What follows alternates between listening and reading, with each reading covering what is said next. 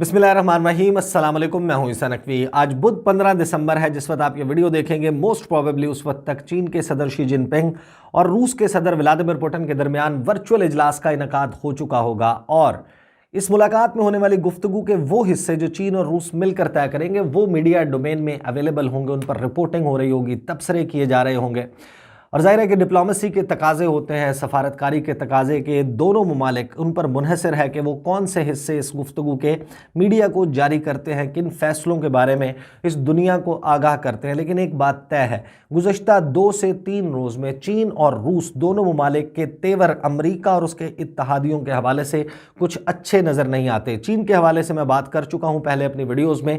इस वीडियो में मैं आपके सामने रखूँगा कि रूस के सामने रूस की जानिब से गुज़श्ता 2 से 3 रोज़ में किस किस्म की मैसेजिंग की जा रही है अमेरिका और उसके इत्तहादियों के लिए। लुब्बे लुबाब यह है कि 90 की दिहाई में जो शख्स व्लादिमीर पुतिन टैक्सी चलाकर अपने इजाफी अखराजात पूरे करता था, वो आज अमेरिका और उसके इत्तहादियों को, ख़ासतौर पर यूरोप में मौजूद इत्तहादियों को ये धमकी दे रहा है कि यूक्रेन के मामले पर नेटो जिस किस्म का अमल करता हुआ दिखाई दे रहा है, जिस किस्म के इकदामात उठाता हुआ दिखाई दे रहा है, अगर उसका सिलसिला बंद नहीं किया जाता तो फिर रूस अपने इंटरमीडिएट न्यूक्लियर मिसाइल्स, जो कि दरमियानी रेंज के न्यूक्लियर मिसाइल्स हैं, इंटरमीडिएट रेंज के, उनका रुख मोड़ देगा यूरोप में मौजूद अमरीकी इत्तहादियों की तरफ।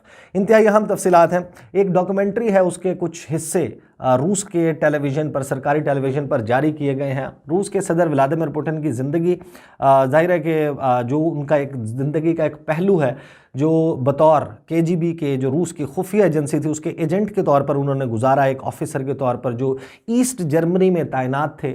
उससे पहले की उनकी ज़िंदगी के हवाले से ज़्यादा तफसीलात अवेलेबल नहीं है और उसके बाद भी जो उनकी पब्लिक लाइफ है, एक उनकी प्राइवेट लाइफ है, उसमें क्रेमलिन जो कि जिस किस्म की तफसीलात जो है वो जारी करता है, रूस का ऐवान सदर जो उनकी गवर्नमेंट है वो स्पोक्स पर्सन्स जारी करते हैं, वही सबके सामने है। लेकिन बहुत सारे लोग समझते हैं कि व्लादिमीर पुतिन के जो फैसले हैं वो उनकी ईस्ट जर्मनी में गुजारी हुई ज़िंदगी इन्फ्लुएंस करती हुई नज़र आती है। और जाहिर है कि जब 1980s में उनको वहाँ पर तैनात किया गया, उन्होंने बहुत कोल्ड वॉर का ज़माना, जिस वक्त एक बड़ी शदीद टेंशन चल रही थी अमेरिका और उसके इत्तहादियों की उस वक्त की सोवियत यूनियन के साथ, वो अपनी आंखों से होते हुए देखा, बड़ी बड़ी डेवलपमेंट्स देखी, दीवार बर्लिन का गिरना देखा। 1987 में जिस वक्त रोनाल्ड रेगन और मिखेल गोर्बाचोफ सोवियत लीडर के दरमियान मुआहदा हुआ कि अब अपनी इंटरमीडिएट न्यूक्लियर आर्म्ड जो फोर्सेस हैं इंटरमीडिएट रेंज की, उनको डिप्लॉय नहीं किया जाएगा यूरोप में, जिस वक्त ये मुआहदा देखा और जिस वक्त मर्जर हुआ, वापस रीयूनिफिकेशन हुई ईस्ट जर्मनी और वेस्ट जर्मनी की, और जिस तरीके से उनको वापस आना पड़ा व्लादिमीर पुतिन को, एक यूज्ड आप कहें सेकंड हैंड वॉशिंग मशीन और एक गाड़ी पर वो वापस पहुंचे थे मॉस्को, और यहाँ पर फिर उन्होंने जो अपनी करियर का आगाज़ किया पॉलिटिक्स में, जिस तरीके से कदम रखा। लेकिन अब उसकी जो तफसीलात व्लादिमीर पुतिन बताते हैं उन्होंने, और जो उनका जो तबसरा है, जो उस डॉक्यूमेंट्री फिल्म के हिस्से जारी किए गए हैं, वो बहुत इंटरेस्टिंग है। उनकी गुफ्तगू से पता चलता है कि वो किस किस्म के फ़ैसले करने जा रहे हैं फ्यूचर में, जो तेवर उनके नज़र आते हैं। वो जो गुफ्तगू है, कुछ हिस्सा मैं आपको बता देता हूँ, जो कि फिर जब इतवार की रात ये डॉक्यूमेंट्री के कुछ हिस्से रशियन टेलीविज़न के ऊपर चलाए गए, अब वो रिप्रोड्यूस होना शुरू हुए हैं और दुनिया भर के अखबारात जो है वो इसको कवर कर रहे हैं। मेरे सामने इस वक्त अल जज़ीरा की और रॉयटर्स की जो खबर है उसके हवाले से मौजूद है, जिसमें व्लादिमीर पुतिन जो है वो कहते हैं कि disintegration 30 years ago remain a tragedy for most citizen, कि 30 साल पहले जो रूस का, सोवियत यूनियन का टूटना है वो आज भी हमारे लिए एक सानहे से कम नहीं है। After all, what is the collapse of the Soviet union? This is the collapse of historical Russia under the name of Soviet union, कि असल में तो ये तारीख़ी तौर पर जो रशिया था उसका टूटना था जो कि सोवियत यूनियन के नाम के साथ मौजूद था। साथ ही वो इसको the greatest geopolitical disaster of the 20th century कहते हैं, कि 20वीं सदी का जो सबसे बड़ा जियो पोलिटिकल सानहा था, डिज़ास्टर था, तबाही थी, वो था सोवियत यूनियन का टूटना। और इसी दौरान वो अपनी गुफ्तगू के दौरान कहते हैं कि sometimes I had to earn extra money, I mean earn extra money by car as a private driver. It's unpleasant to talk about it. To be honest, but unfortunately that was the case. कि ये मेरे लिए आसान नहीं है ये बताना कि मैं उस वक्त गाड़ी चलाया करता था एक प्राइवेट ड्राइवर के तौर पर ईस्ट जर्मनी से वापस आने के बाद, ताकि मैं अपने इजाफी अखराजात को पूरा कर सकूं। तो ये है वो व्लादिमीर पुतिन। इस वक्त मामला है यूक्रेन का। यूक्रेन के बॉर्डर पर रूस और यूक्रेन के दरमियान में उसकी जो एक हिस्टोरिकल पर्सपेक्टिव है वो एक वीडियो में बयान कर चुका, लिहाजा मैं उस तफसील में नहीं जाऊँगा कि किस किस्म का मामला यूक्रेन और रूस के दरमियान रहा। बस यूँ समझ लें कि यूक्रेन के बहुत सारे हिस्से वो जब सोवियत यूनियन होता था उस वक्त रशिया ने, रूस ने ही इनके इंतज़ामी कंट्रोल में दिए थे। उनमें क्रीमिया भी शामिल है, दीगर इलाके भी शामिल हैं। और जब सोवियत यूनियन जो है वो डिसइंटीग्रेट हुआ, जब वो टूटा और मुख्तलिफ ममालिक में बटा, तो यूक्रेन के पास वो हिस्से मौजूद थे। रूस चाहता है कि वो हिस्से वापस मिल जाएं। और जाहिर है कि यूक्रेन अपने आप को एक बहुत, क्योंकि एक छोटा मुल्क है, रूस के मुकाबले में कमज़ोर तसव्वुर करता है, वो अपने इत्तहादी तलाश करता है। फिर अमेरिका और उसके जो इत्तहादी ममालिक हैं, नेटो ममालिक हैं, जो नॉर्थ अटलांटिक ट्रीटी ऑर्गेनाइजेशन है, वो मौजूद है।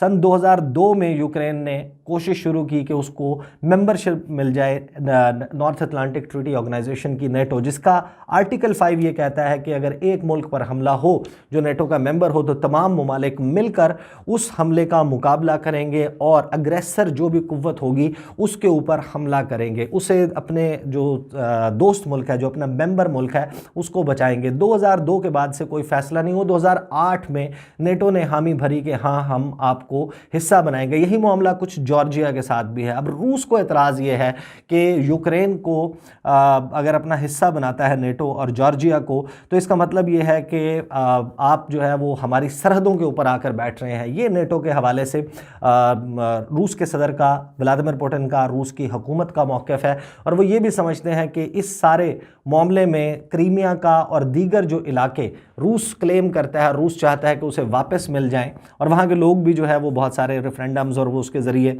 अपनी राय का इजहार कर चुके हैं इस हवाले से।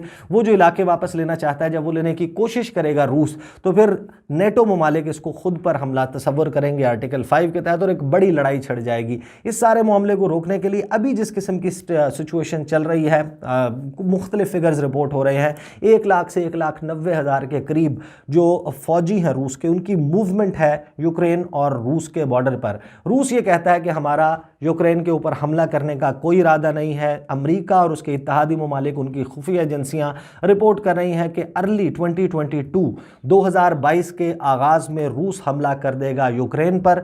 और इस सारे मामले को अवर्ट करने के लिए टेंशन्स चल रही हैं।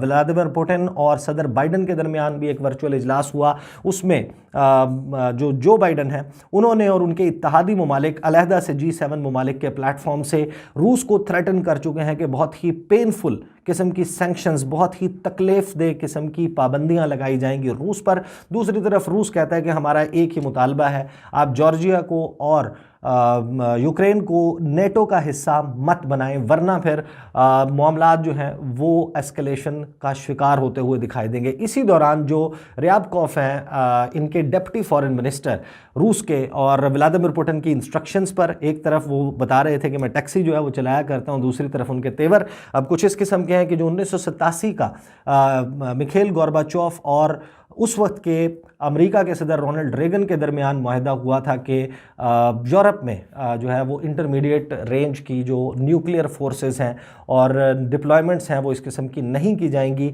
वो पसे पुश्त डाल दिया जाएगा। और रूस ने वाज़े किया है कि हम मजबूर हो जाएंगे कि हम ये स्टेप लें। मैं आपके सामने कोट रख देता हूँ कि जो गुफ्तगू डिप्टी फॉरेन मिनिस्टर सरगई रियाबकॉफ की तरफ से की गई है। उन्होंने RIA जो रशिया की न्यूज़ एजेंसी है उसके साथ गुफ्तगू में, इंटरव्यू में कहा कि Moscow would have to take the step if NATO refused to engage with it on preventing such an escalation। कि ये जो तनाव में इजाफा है इस मामले पर, अगर नेटो हमारे साथ बातचीत के ज़रिए मामले को हल नहीं करता, तो फिर हम ये बात करने पर मजबूर होंगे कि हम अपने जो इंटरमीडिएट रेंज के न्यूक्लियर मिसाइल्स हैं उनका रुख यूरोप की तरफ मोड़ें, यूरोप में लगाएं। अच्छा, फिर उसके बाद जाहिर है कि उसको एक्सप्लेन करते हैं। बहरहाल ये जो सारा मामला है कल का दिन या फिर आज का दिन जिस वक्त आप ये वीडियो देखेंगे, ये दोनों दिन बहुत अहम है। रूस मॉस्को की तरफ सारी नज़रें हैं, पूरी दुनिया की बीजिंग की तरफ नज़रें हैं। दोनों ममालिक किस किस्म का फ़ैसला करते हैं। ऑलरेडी हम बात कर चुके हैं कि जो मुखासमत है इस वक्त, एक महाजराई है, एक रस्सा कशी है आलमी ताकतों की, ख़ास तौर पर जिसमें चीन और अमेरिका, इनकी जो टग ऑफ वॉर है, जो टसल है, वो हमें इस दुनिया में एक दो ब्लॉक्स बनाते हुए दिखाई दे रही है और नई इलाकाई सफ़बंदियाँ, रीजनल रीअलाइनमेंट होती हुई नज़र आ रही है। रूस और चीन जाहिर है कि ये झुकने का ऐलान तो नहीं करेंगे अमेरिका और उसके इत्तेहादियों के सामने, इनके तेवर ख़तरनाक नज़र आते हैं। पाकिस्तान के वज़ीर-ए-आज़म ने, आपको मालूम है कि 9 दिसंबर को इस हवाले से जो ख़िताब किया था institute of strategic studies Islamabad में, जिसमें वज़ीर-ए-आज़म इमरान खान ने कहा कि हम किसी ब्लॉक का हिस्सा नहीं बनेंगे। दूसरी तरफ पाकिस्तान के ऊपर जो इस वक्त वेस्टर्न मीडिया है, इंडियन मीडिया है, वो बार बार रिपोर्ट कर रहा है कि पाकिस्तान ऑफिशियली ज्वाइन कर चुका है चीन का कैंप, और चीन भी बाकायदा इस सारे मामले को इंजॉय करता हुआ नज़र आ रहा है। जब मैं गुफ्तगू में अपनी वीडियो में तज़किरा कर चुका कि जो कुछ ली जियानज़ाओ ने किया अपने ट्विटर हैंडल पर जाकर पाकिस्तान का वो फ़ैसला, जिसमें पाकिस्तान ने अमेरिका की समिट फॉर डेमोक्रेसी में शिरकत से इनकार किया, उसको पिन कर दिया अपने ट्विटर की टाइमलाइन पर, अभी तक वहाँ पर मौजूद है। पता नहीं कब हटाते हैं वो, आप जब वीडियो देखेंगे शायद वो हटा चुके हों, लेकिन बहरहाल ये तफसीलात हैं। और आलमी मंजरनामा जो है वो इंतहाई गंभीर होता हुआ नज़र आ रहा है। इस सारे मामले को फॉलो करता रहूँगा, रूस और चीन इस सारे मामले में क्या फ़ैसला करते हैं और एटलीस्ट उसकी क्या तफसीलात पूरी दुनिया के मीडिया के सामने रखी जाती हैं, इंशाल्लाह उसके ऊपर बात करेंगे। लेकिन एक बात और मैं जाते जाते जो है वो उसको फाइनल वर्ड्स में उसमें ज़रूर कह दूँ कि जो ख़ास तौर पर South China Sea, East China Sea, Sea of Japan में हमने गुज़श्ता 3 से 4 माह में एक्टिविटी देखी है। रूस और चीन मुश्तरका तौर पर जो इसकी पेट्रोलिंग कर रहे हैं, एरियल, नेवल और आर्मी के लेवल के ऊपर जो जॉइंट एक्सरसाइजेज़ हो रही हैं। बहरहाल एक बात है कि दोनों ममालिक की जो हम आहंगी है इंडो पैसिफिक स्ट्रेटजी के हवाले से, इंडो पैसिफिक रीजन के हवाले से, एशिया पैसिफिक रीजन के हवाले से, तो वो एक बात अनअनाउंस्ड किस्म का अलायंस, जिसका फ़ौजी इत्तेहाद का ऐलान नहीं किया गया लेकिन गैर एलानिया एक इत्तेहाद वजूद में आता हुआ दिखाई दे रहा है। इंशाल्लाह अगली वीडियो में बात करेंगे इसी के हवाले से। फ़र्दर मुलाकात होती है फिर आपसे अगली वीडियो में। मुझे इजाज़त दीजिए, अल्लाह हाफ़िज़।